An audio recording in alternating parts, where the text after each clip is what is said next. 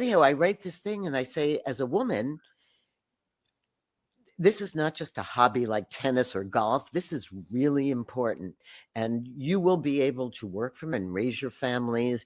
And I can see this whole future. So fast forward, some magazine, it was called InfoWorld, buys it for $25 and they run it. And I get 2 phone calls.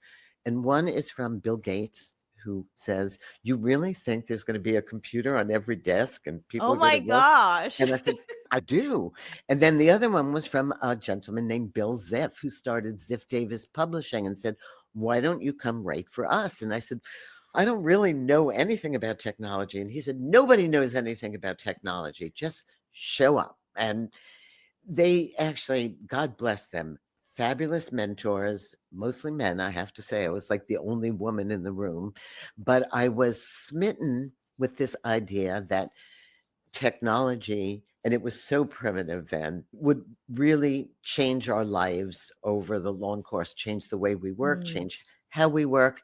And so I never looked back. One thing led to another. I became the editor of PC Magazine when it was still a print magazine. Our social media was CompuServe, and we kept hearing rumblings about this internet thing happening in the back. And I said, we should be looking at this. This might be really important. So some of it is just, I think you start to develop a sense of what's going to be important and stepping back and saying, how can I be a part of this and still be true to me and myself? Like, where can I be most helpful? You're listening to EventsDemystified podcast, and this is the CEO edition.